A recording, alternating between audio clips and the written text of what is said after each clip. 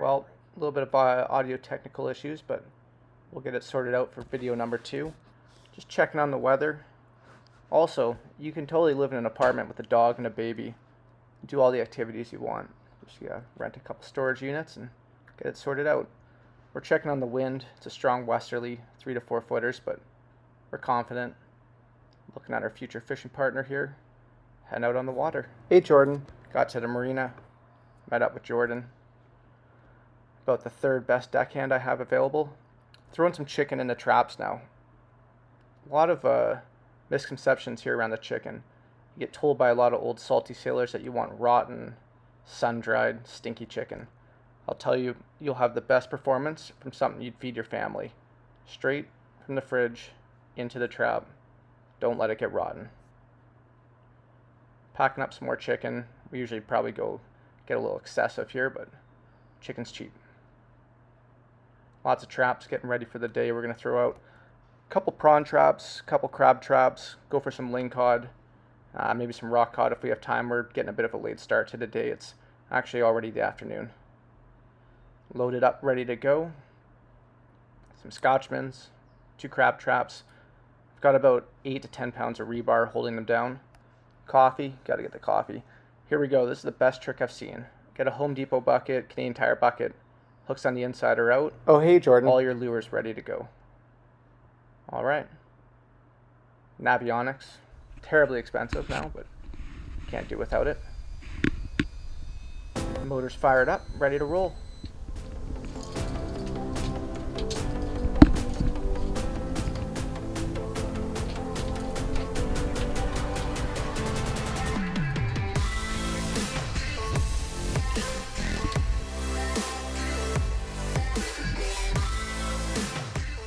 Making our way out the north arm of the Fraser.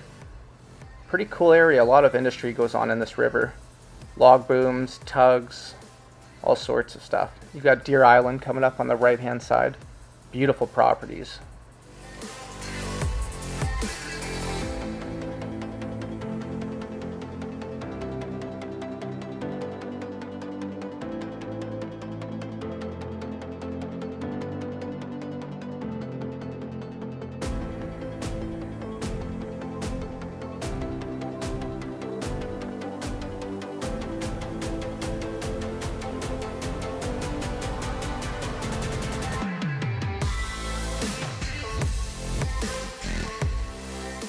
Alright, just getting to our first spot, throwing some crab traps off of the point, just off of Wreck Beach. Not really a secret spot. Honestly, I'd say if you're going out, it's worth your time going over to Jericho. It probably produces 3 to 1 crabs. This spot's just always simple because we're just down in Milltown and it's right on the way out, right back on the way in.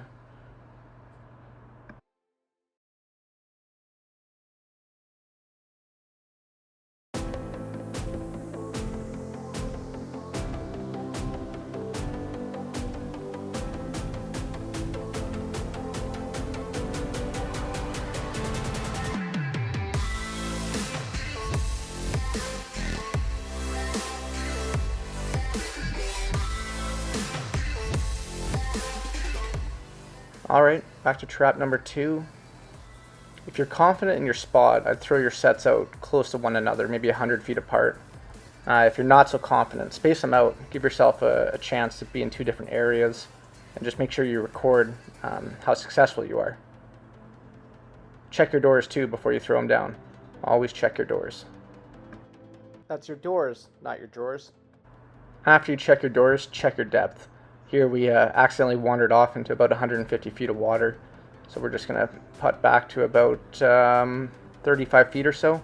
We're at low tide here, so you want to compensate for what the water levels are going to be at once you come back. So hit that optimal depth. Really, you can be anywhere from 25 to 100 feet, but probably most of your crabbing's done around the 50-foot.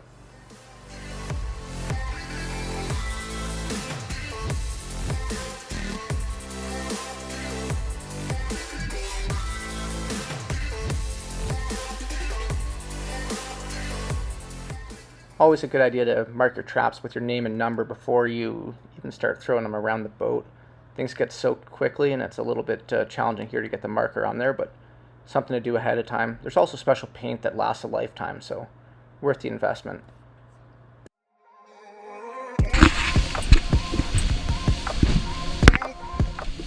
Just starting our crossing over to Thrasher. Underway. Usually takes about 45 minutes. It's about 3-footers right now, and pretty comfortable ride, beating into it, but it's about a 8,000-pound boat, so cuts through it pretty well.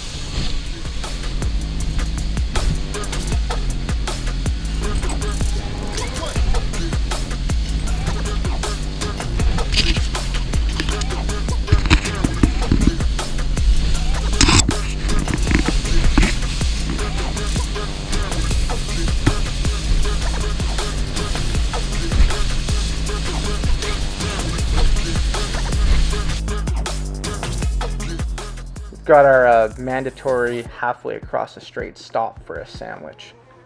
It's you got to keep the superstitions alive, and this one has treated us well for many years.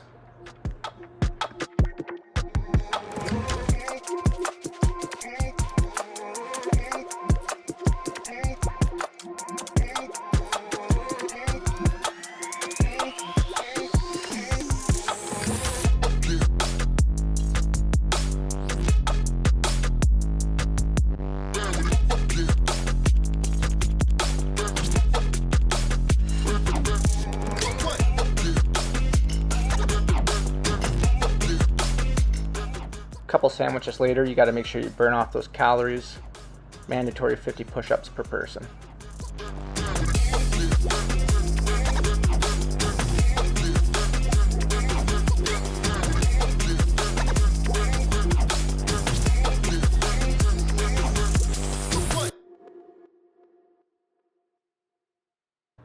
Alright, you can see by the can of tuna, you can pretty much work with anything for these traps. We used to use Carlisle's, but it just became so expensive. You can get anything off the shelf, usually the cat food. Supreme, I think it's Supreme Cat Dinner. It's got all the whitefish in it. Works great. Same with bait. Every bait salesman out there wants you to fill the thing up. Really all you need is about a third of these large canisters filled, and maybe just like half of the small ones. Really the prawn pellets are there just to keep the prawns engaged. You have some of the prawn oil which attracts them, but really it's the cat food that brings them in, and they're just sticking around for dinner and feeding on the pellets while they're there. So you really don't need that many. I've never personally pulled up a trap that's had all the pellets eaten. So save your money, just put in enough to get a scent and enough to keep them happy while they're in the trap. You got to make sure to sample the cat food as well. Typically it's something that the first mate might do, but depending on who you have on board, if you've got your in-laws out, you might be the one doing it, but just to check the freshness, you've always got to take a small sample. Same with the pellets, just 1 or 2.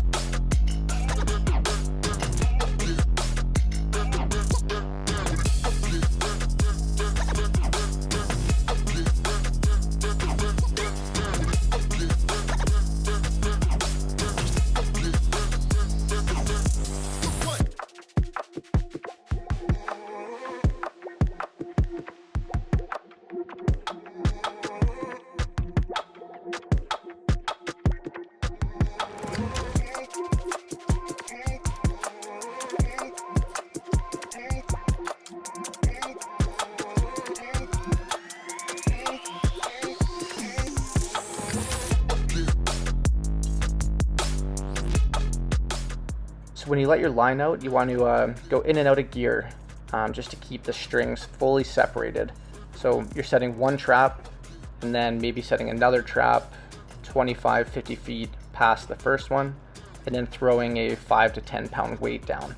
The weight helps keep the traps on the bottom in case your float is going up and down. It just doesn't pull the weight up, so your trap stayed grounded. And at the same time, you want to just pull that string tight every once in a while so your traps aren't stacked up on top of each other, giving yourself the optimal spread. Same as crabbing, unless you're super confident in the area. I usually like to spread my traps out if I'm doing a couple different sets, and really closely mark the area. It changes every year, but sometimes you get a good season if you can isolate that one honey hole.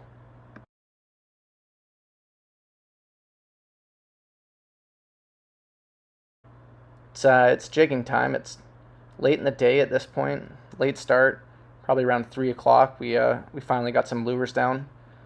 We're basically down to one rod as well. We've got one halibut rod and one very old, essentially bamboo rod with a one-way action reel that works half the time. So not overly optimistic, but spirits were high.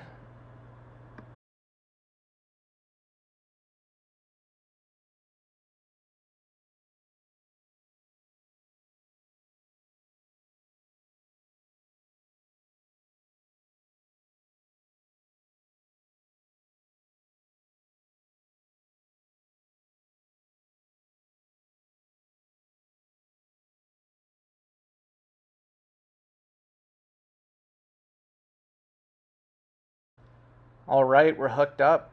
First Lingcod, about 15 minutes in. A few missed bites, but we're just doing the usual play, going over the pinnacles.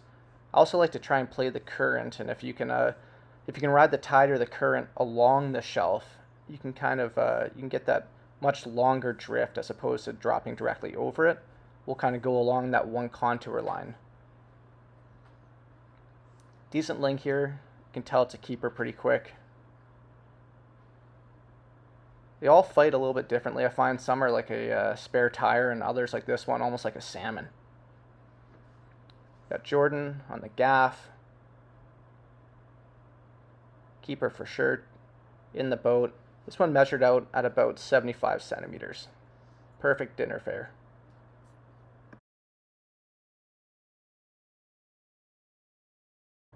Okay, back to what we used to do by hand.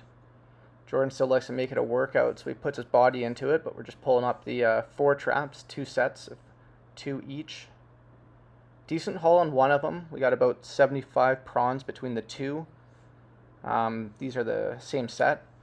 Decided out of just pure humility, we weren't going to show the second set, which was absolutely skunked. Zero prawns. Only about 100 feet away. We did pull up 3 octopus. Kept one of them for dinner and put the 2 back. Just heading back across the strait. Perfect night. About a half-foot chop. 30-35 mile an hour average cruise. Okay, and the finale, pulling up the crab traps. Not much to see here. We've got 1 keeper in the first trap and only 1 crab in there. And the second trap had about 3 3-inch crabs and 1 other keeper. So 2 keeper. So 1 ling, bunch of prawn, 1 octopus, couple keeper crabs.